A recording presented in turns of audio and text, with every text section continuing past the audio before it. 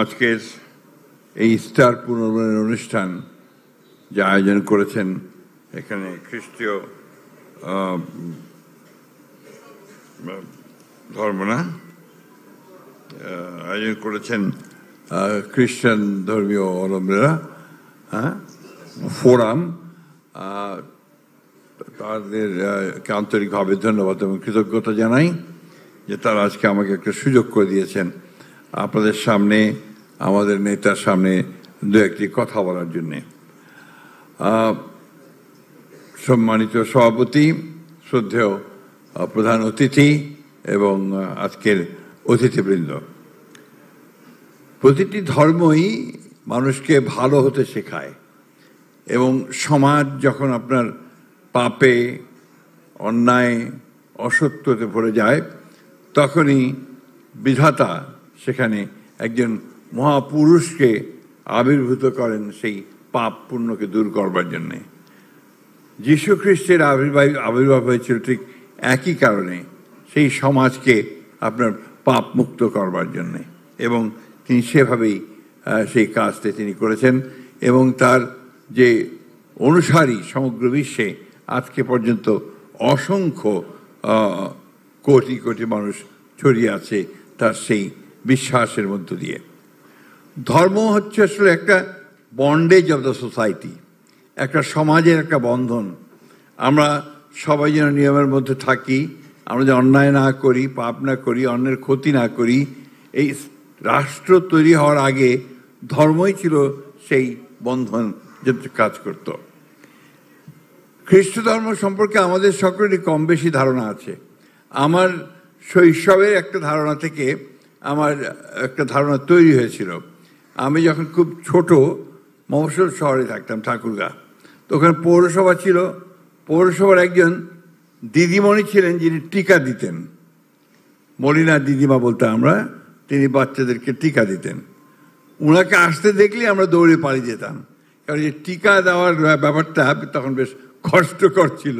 যাই হোক, কিন্তু ওই মলিনা দিদিমা তিনি অত্যন্ত আদর করতেন, চকলেট নিয়ে আসতেন হাতে করে, এবং সেই চকলেট দিয়ে বাচ্চাদেরকে আমাদেরকে বশ করে তিনি টিকা দিতেন। অত্যন্ত সুন্দর কেক বানাতে পারতেন এবং তার বাসায় গেলে একটা পরিপাটি চমৎকার একটা পরিবেশ আমরা দেখতে পেতাম, এবং সেখান থেকে আমার ধারণা খ্রিস্ট ধর্মে যারা বিশ্বাস করেন তাদের সম্পর্কে আমার তৈরি হয়েছিল। পরবর্তীকালে ছাত্র জীবনে, কর্মজীবনে অসংখ্য খ্রিস্ট ধর্মাবলম্বী মানুষের সঙ্গে আমার পরিচয় হয়েছে, জানাশোনা হয়েছে, এবং আপনার কিছুটা বলা যেতে পারে যে হৃদ্যতাও বেড়েছে। নিঃসন্দেহে কথা বলা যেতে পারে যে খ্রিস্টান ধর্মের মানুষেরা অত্যন্ত ভালো মানুষ এবং তারা মানুষের জন্যে, মানুষের কল্যাণের জন্যে তারা অনেক কাজ করেন। প্রমাণ দেওয়ার প্রয়োজন নেই, আপনারা ঢাকাতেই দেখছেন এখানে সবচেয়ে ভালো যে কয়েকটা স্কুল আছে সে কয়েকটি স্কুল কিন্তু পরিচালনা করেন এই খ্রিস্টীয় ধর্মের নেতারা বা মানুষেরা। এবং আমার সৌভাগ্য যে আমার দুই মেয়েই হরিক্রস স্কুলে পড়াশোনা করেছে। এটা আমরা দেখি ওই স্কুল থেকে যে শিক্ষাটা তারা নিয়ে এসেছে পরবর্তী জীবনে তাদের সেই শিক্ষাটা অনেক বেশি কাজ করে। আমি দুদিন আগে আমার শহরে গিয়েছিলাম ঠাকুরগাঁয়ে, সেখানে একটি খ্রিস্টীয় মিশন আছে। আমার হঠাৎ করে মনে হলো যে অনেকদিন সেই মিশনে যাওয়া হয়নি, তা আমি সেই মিশনে যাব। অনেক দিন পরে, প্রায় 15-16 বছর পরে, কারণ 15 বছর আবার আমাদের বিগত সরকার আমাদের এই সমস্ত প্রতিষ্ঠানগুলোতে ঠিক যেতে দিত না, অ্যালাউ করতো না। তো আমি সেই মিশনের পাশেই স্কুলে ঢুকে আমি অভিভূত হয়ে গেলাম। একটা অপূর্ব সুন্দর একটা শিক্ষা প্রতিষ্ঠান এবং তার মাঠ, তার ভবনগুলো।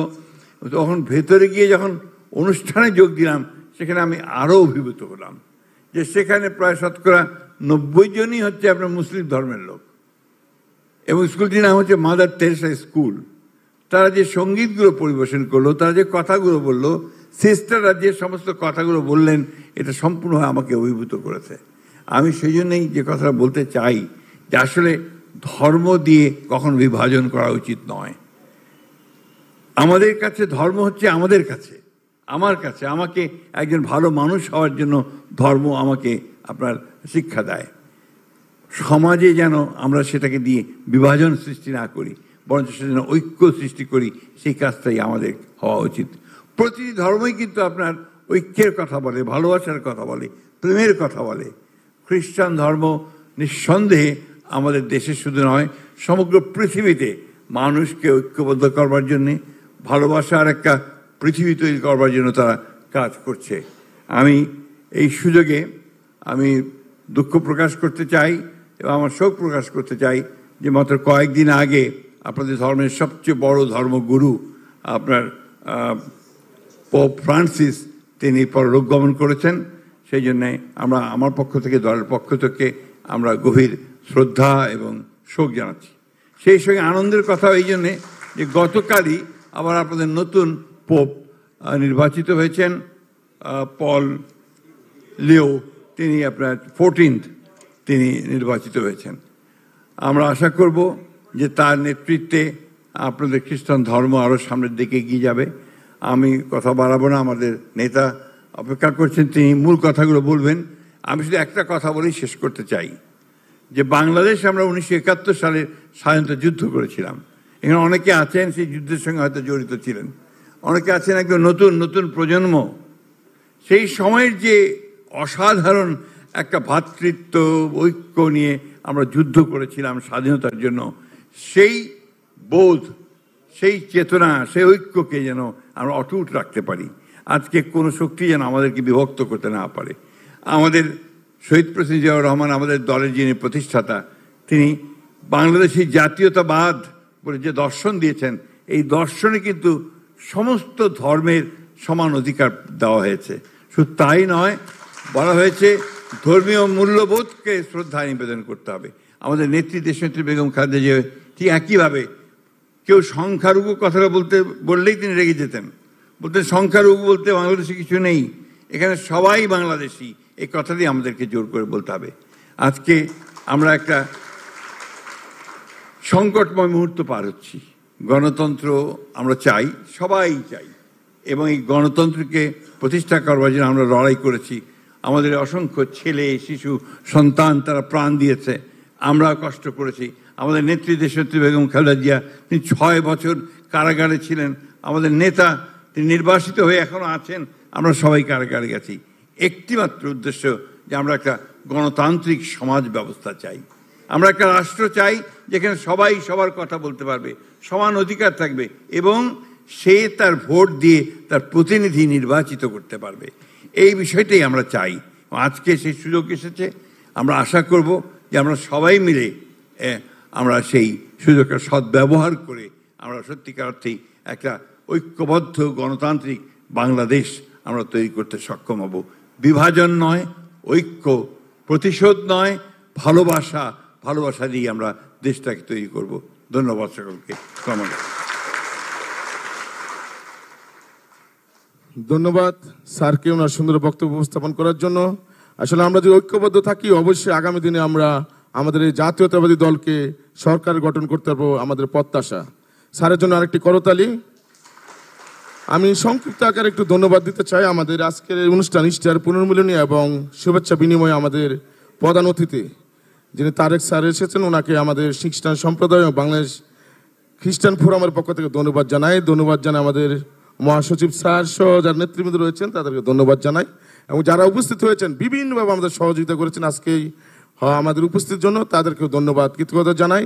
আমরা এখন আমাদের আজকের অনুষ্ঠানের প্রধান অতিথি, টেকনাফ থেকে তেঁতুলিয়া, রূপসা থেকে পাথুরিয়া, প্রতিটি তরুণ, যুবক, ছাত্র, গণমানুষের যে মনের মানুষ, প্রিয় মানুষ, আমাদের যার মুখের ভাষা বলে দেয় আগামী রাষ্ট্র ক্ষমতা আসলে এই দল কি করবে, ওই দেশ কি হবে, কোন পথে হাঁটবে, আমরা সেই প্রিয় নেতা মানে জাতীয়তাবাদী দলের ভারপ্রাপ্ত চেয়ারম্যান জনাব তারেক রহমান স্যারকে ওনার বক্তব্য উপস্থাপন করার জন্য বিনীতভাবে অনুরোধ জানাচ্ছি। ধন্যবাদ। ধন্যবাদ। বিসমিল্লাহির রহমানির রহিম। আসসালামু আলাইকুম। ইস্টার পুনর্মিলনী উপলক্ষে দেশের খ্রিস্টান সম্প্রদায়ের সঙ্গে আয়োজিত আজকের এই বিশেষ শুভেচ্ছা বিনিময় অনুষ্ঠানের সম্মানিত সভাপতি অ্যাডভোকেট জন গোমেজ, অনুষ্ঠানে উপস্থিত বিশেষ অতিথি মহাসচিব বাংলাদেশ জাতীয়তাবাদী দল মির্জা ফখরুল ইসলাম আলমগীর, উপস্থিত সম্মানিত অতিথি archbishop Bijoy and Cruz, উপস্থিত জনাব লিও কান্তা, মহাসচিব বাংলাদেশ খ্রিস্টান ফোরাম, এবং আমার সামনে উপস্থিত আজকের এই সভায় দেশের খ্রিস্টান সম্প্রদায়ের প্রিয় ভাই ও বোনেরা এবং প্রতিনিধিবৃন্দ, আপনাদের সকলকে জানাই ইস্টার ডের আন্তরিক শুভেচ্ছা। প্রিয় উপস্থিতিবৃন্দ, কিছুদিন আগেই খ্রিস্টান সম্প্রদায়ের মানুষেরা ধর্মীয় আবেগ উচ্ছ্বাসের মধ্যে দিয়ে ইস্টার ডে তথা যীশু খ্রিস্টের পুনরুত্থান দিবস উদযাপন করেছেন। সারা বিশ্বের খ্রিস্টান ধর্মাবলম্বীদের কাছে দিনটির বিশেষ সম্মান এবং মর্যাদা। এই উপলক্ষে আমি বাংলাদেশ সহ বিশ্বের কোটি কোটি খ্রিস্টান ধর্মাবলম্বী ভাই বোনদেরকে আরো একবার আন্তরিক শুভেচ্ছা জানাই। প্রিয় উপস্থিতিবৃন্দ, খ্রিস্টান ধর্মাবলম্বী ভাই বোনেরা বিশ্বাস করেন পাপাচার, অনাচার, অবিচারের পথ থেকে সরিয়ে মানব জাতিকে সত্য ও ন্যায়ের পথে পরিচালিত করতেই পৃথিবীতে যীশু খ্রিস্টের আগমন হয়েছিল। এই বিশ্বাসের সঙ্গে কিন্তু কারোই কোনো দ্বিমত নেই। বিভিন্ন ধর্ম অনুসারীদের বিশ্বাস এবং ধর্মাচরণে পার্থক্য পরিলক্ষিত হলেও শেষ পর্যন্ত কিন্তু, যা একটু আগে মহাসচিব সাহেব ওনার বক্তব্যে বলেছেন, প্রতিটি ধর্মের মূল প্রতিপাদ্যই হচ্ছে স্রষ্টার প্রতি সৃষ্টির নিঃশর্ত আত্মসমর্পণ। প্রতিটি ধর্মের প্রতিটি সৎকর্মের মূল লক্ষ্যই হচ্ছে পৃথিবীতে সত্য, ন্যায় এবং মানবিক সমাজ প্রতিষ্ঠা। এবং এ কারণেই সকল প্রকারের অন্যায় অবিচারের বিপক্ষে দাঁড়িয়ে নিজের অধিকার প্রতিষ্ঠার যে লক্ষ্য সক্রিয় থাকা, এটি কিন্তু শুধুমাত্র রাজনৈতিক কারণে নয়, বরং প্রতিটি বিশ্বাসী মানুষের ধর্মীয় এবং নৈতিক দায়িত্ব বলেও আমি ব্যক্তিগতভাবে বিশ্বাস করি। প্রিয় উপস্থিতিবৃন্দ, বাংলাদেশের একজন গর্বিত নাগরিক হিসেবে আমাদের সামনে কিন্তু একটি বিষয় স্পষ্ট, এবং সেটি হলো সাম্য, মানবিক মর্যাদা, সামাজিক সুবিচার। বাংলাদেশের মহান মুক্তিযুদ্ধের এই মূল মন্ত্রে কিন্তু প্রতিটি ধর্মের মর্মবাণীর প্রতিফলন ঘটেছে। তবে অত্যন্ত দুঃখের সাথে আমরা লক্ষ্য করেছি, দেশ স্বাধীনের পর থেকে, এই যে কিছুদিন আগে যে পলাতক স্বৈরাচার, এই দলটি যখন দেশ স্বাধীনের পরেও দায়িত্ব নিয়েছিল দেশের, সেই সময় থেকে এবং বিশেষ করে পলাতক যে স্বৈরাচার ছিল সেই দলের শাসনকালে আমরা লক্ষ্য করেছি অত্যন্ত দুঃখের সাথে দেশের জনগণ মুক্তিযুদ্ধের যে কাঙ্ক্ষিত যে তাদের আশা আকাঙ্ক্ষা ছিল, সেটির প্রতিফলন কিন্তু তাদের সময়গুলোতে দেখা যায়নি। বরং আমরা দেখেছি তারা নিজেদের অবৈধ ক্ষমতাকে দীর্ঘায়িত করতে বিভিন্ন সময় এই পলাতক স্বৈরাচার এবং তাদের দোসররা সংবিধান নামে দেশের সংবিধানকে প্রায় নিজেদের দলীয় সংবিধানে পরিণত করেছিল। এমন বাস্তবতায় বাংলাদেশ জাতীয়তাবাদী দল বিএনপি মনে করে মুক্তিযুদ্ধের মাধ্যমে অর্জিত সংবিধানে সাম্য, মানবিক মর্যাদা, সামাজিক সুবিচারের মূল যে মন্ত্র, সেটিকে অক্ষুণ্ণ রেখে সংবিধানে সময় উপযোগী সংস্কারের কোনোই বিকল্প নেই। ফলে সংবিধান সংস্কারের ব্যাপারে অন্তর্বর্তীকালীন সরকারের কাছেও বিএনপি তার সুস্পষ্ট প্রস্তাবনা তুলে ধরেছে, যা পত্রপত্রিকার মাধ্যমে আপনারা সকলেই অবগত আছেন। প্রিয় উপস্থিতিবৃন্দ, জনগণের ভোটে জনগণের কাছে দায়বদ্ধ একটি জনপ্রতিনিধিত্বমূলক সরকার প্রতিষ্ঠার লক্ষ্যে বিএনপি প্রতিটি ক্ষেত্রেই অন্তর্বর্তীকালীন সরকারের প্রতি এখনো তাদের সহযোগিতা এবং সমর্থন অব্যাহত রেখেছে। তবে রিসেন্টলি যদি আমরা খেয়াল করে দেখি, বিভিন্ন কারণে অন্তর্বর্তীকালীন সরকার তাদের দায়িত্ব পালনে সক্ষমতার পরিচয় দিতে পারছে কিনা, এ নিয়ে সমাজের বিভিন্ন শ্রেণী পেশার মানুষের মধ্যে কিন্তু ধীরে ধীরে সংশয় সৃষ্টি হচ্ছে। প্রিয় উপস্থিতিবৃন্দ, 2013 সালের ডিসেম্বর মাসে তৎকালীন র্যাব সদস্যরা ঢাকা মহানগর বিএনপির নেতা সাজিদুল ইসলাম সুমনকে গুম করে। আজ পর্যন্ত আমাদের এই সহকর্মীর হদিস আমরা পাইনি। স্বৈরাচারের শাসনকালে শুধু একজন সুমন নয়, সারা ঢাকা শহর, সারা বাংলাদেশে এরকম অসংখ্য সুমনদেরকে গুম, খুন, অপহরণ করা হয়েছিল। এর প্রতিবাদে পলাতক স্বৈরাচারের সময় গুম হওয়া ব্যক্তিদের পরিবারদের সদস্যদেরকে নিয়ে গুম হওয়া সুমনের বোনের নেতৃত্বে 2014 সালে গঠিত হয়েছিল সামাজিক একটি সংগঠন মায়ের ডাক। অত্যন্ত আশ্চর্য এবং উদ্বেগের বিষয় হচ্ছে, গুম হওয়া সুমনকে ধরার জন্য গতকাল সন্ধ্যায় ঢাকায় সুমনের বোনের বাসায় অভিযান চালিয়েছে প্রশাসন। এখন তারপরে প্রশাসন বলছে তারা নাকি সুমন সম্পর্কে জানতো না। তর্কের খাতিরে, উপস্থিতিবৃন্দ, তর্কের খাতিরে আমরা ধরে নিলাম যে ঠিক আছে, প্রশাসন সুমন সম্পর্কে হয়তো জানতো না, কিন্তু এই যে পলাতক স্বৈরাচার, এই স্বৈরাচারের সরকারের সময় একজন সাবেক রাষ্ট্রপতি বিমানবন্দর দিয়ে চলে গিয়েছে দেশ ছেড়ে। যেভাবে চলে গিয়েছে সেটিকে যদি আমরা মিলাই তাহলে দেখব যে 5ই আগস্ট আরেকজন দেশ ছেড়ে পালিয়ে গেছে, ইনিও অনেকটা সেভাবেই পালিয়ে গিয়েছেন। কিন্তু এখন বলা হচ্ছে যে অন্তর্বর্তীকালীন সরকার নাকি তার এই দেশ ত্যাগের ব্যাপারে কিছুই জানে না। ঘটনাটি গতকাল, এবং গতকাল থেকে আজকে পর্যন্ত যতজন মানুষের সাথে আমার কথা হয়েছে, প্রত্যেকের মনে প্রশ্ন উঠেছে, প্রত্যেকে প্রশ্ন করছে তাহলে অন্তর্বর্তীকালীন সরকার জানেটা কি। সাথে এও অভিযোগ উঠেছে, সংস্কারের নামে সময় ক্ষেপণ করে অন্তর্বর্তীকালীন সরকার একদিকে যেমন হয়তোবা পলাতক স্বৈরাচার এবং তাতে দোষরদেরকে নিরাপদে দেশ ত্যাগের সুযোগ করে দিচ্ছে, অপরদিকে অত্যন্ত সুকৌশলে নানা ইস্যু সৃষ্টি করে স্বৈরাচার বা ফ্যাসিবাদে বিরোধী যে রাজনৈতিক দলগুলো আমরা যারা মাঠে ছিলাম, সেই দলগুলোর ঐক্যের মধ্যে ফাটল ধরানোর একটা ক্ষেত্র হয়তো তৈরি করতে চাইছে। পলাতক স্বৈরাচারদের সহযোগীদেরও পুনর্বাসনের ক্ষেত্র হয়তো তৈরি করতে চাইছে। প্রিয় উপস্থিতিবৃন্দ,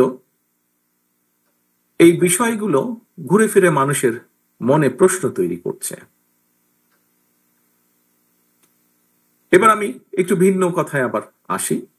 একটি রাষ্ট্রে সংখ্যা গরু কিংবা সংখ্যা লঘু জনগোষ্ঠীর সদস্য হওয়া না হওয়ার উপর দেশের নাগরিকদের নিরাপত্তা কিন্তু নির্ভর করে না, যে কথাটি আরো বিভিন্ন বক্তার বক্তব্যে উঠে এসেছে।